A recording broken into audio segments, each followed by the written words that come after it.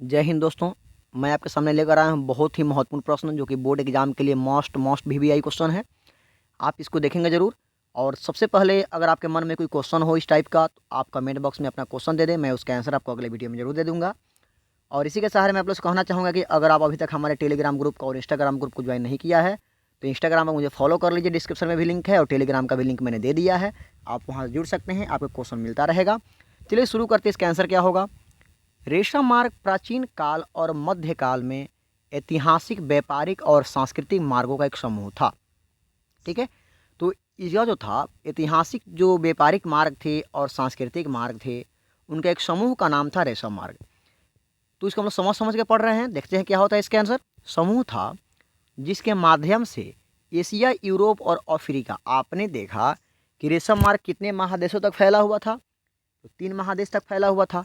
पहला महादेश है एशिया, दूसरा है यूरोप और तीसरा है अफ्रीका, से जुड़े हुए थे। इसका सबसे जाना माना हिस्सा उत्तरी रेशम मार्ग है।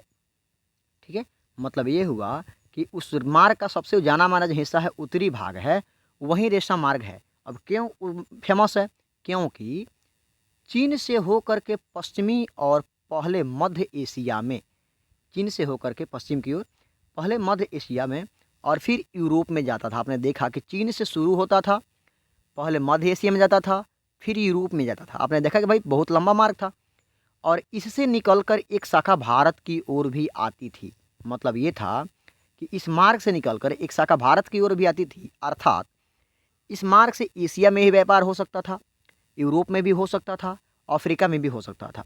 ठीक है, इसका उत्तरी हिस्सा जो था काफ़ी फेमस था। क्यों फेमस था? क्योंकि चीन से होकर के पहले जाता था मध्य एशिया में, फिर जाता था यूरोप में, और वहाँ ही नहीं, इसका एक मार्ग आपको पता होगा कि इसका एक शाखा निकलकर भारत में भी आती थी, जिससे कि सब जगह से व्यापार हो सकता था आसानी से। तो इसीलिए यह रेशम मार्ग जो था इतना प्रसिद्ध था, जिसको आपने मेरे क्वेश्चन में देखा कि रेशम मार्ग कितना महत्वपूर्ण था। जैसे कि आपको मैंने बता दूं यहाँ पे, हाँ, क्वेश्चन था आपका रेशम मार्ग से क्या समझते हैं, तो मैंने आपको शायद समझा दिया है।